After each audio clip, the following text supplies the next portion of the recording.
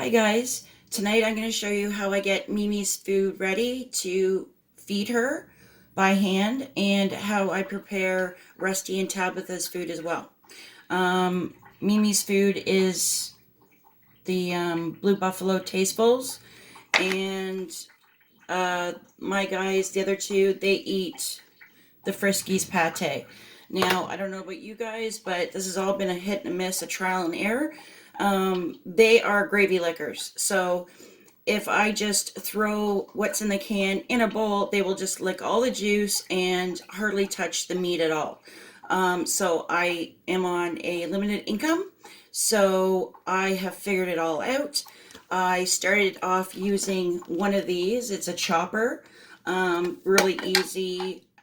I got it at the dollar store for $4. Now, what's funny is I actually came across one of these at Walmart for 20 bucks. Now, it's not all that great, but if you're on a limited budget, you might be able to find one at a dollar store. If not, I use a hand mixer. This thing is really old. It's a Braun, and has the blade on the bottom. And I use a big cup to mash the food. So here we go.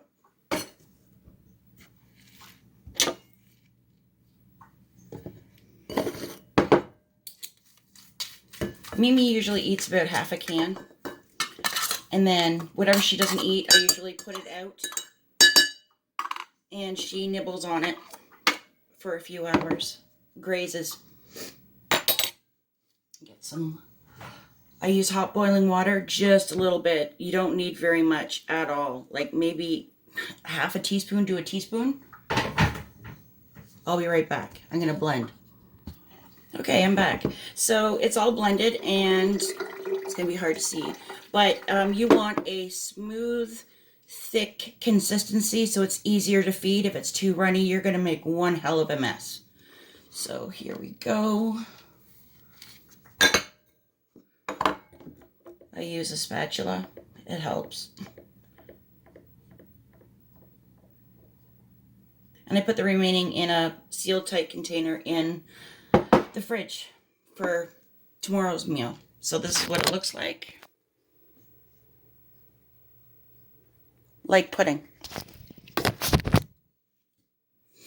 Now, for Rusty and Tabitha's,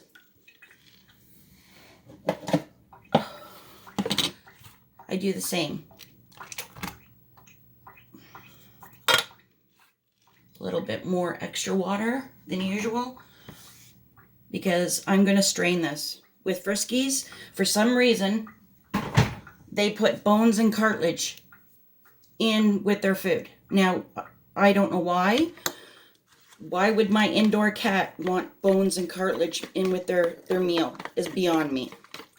And Rusty started making all these funny faces at me. Well, he has a teeth issue. So I decided that, okay, there's something going on with the food. So I started straining it. And I came across bones and cartilage. And that's what basically you are buying with this stuff. It may be cheap. It's a good water source. I don't think there's really much nutrition behind it, but I give it to him because he doesn't drink a whole hell of a lot of water, being a diabetic. So the water in the food helps him get his water intake for the day. So I'll be right back after blending. Okay, I'm back. So I've got their food done. It's a little bit more runnier because I have to use a little baby strainer. So I just pour it in. And instead of just letting it do its own thing, I take my finger and I go around in circles.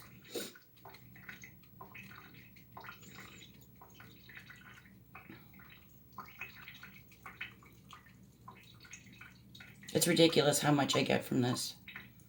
But there's not much on the market here for reasonable cat food.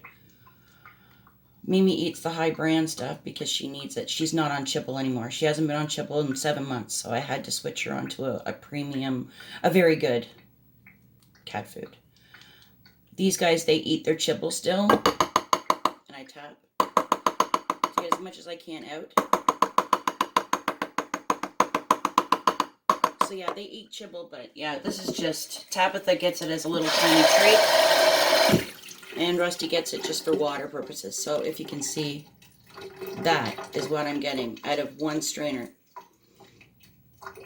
It's ridiculous. So I just keep on straining and straining. And then with Rusty having like really sensitive teeth and gums, he needs to have his teeth extracted, and it's going to cost a lot of money. So I've noticed that he doesn't like his food cold. It really affects him, just like us. If you eat something really cold or drink something really cold, it's not very comfortable. So I noticed this quite quickly. So I strain the food. It's nice and pure, like Mimi's, and I heat it up just a little bit at a time every time he comes to the bowl to eat. And we haven't had any problems. So that's my video for now. I hope you guys found it a little bit informative on what I do and how to make your life a little bit more easier and how to go about doing things. All right, we'll see you on the next video. Blessings. The next one is going to be me hand feeding Mimi, and I'm going to show you how I do it and to make your life a little bit more easier, because this has been a hit and miss for me too, and her. I had a lot of patience and consistency, persistence with her. So blessings, and we'll see you on the next video. Bye, guys.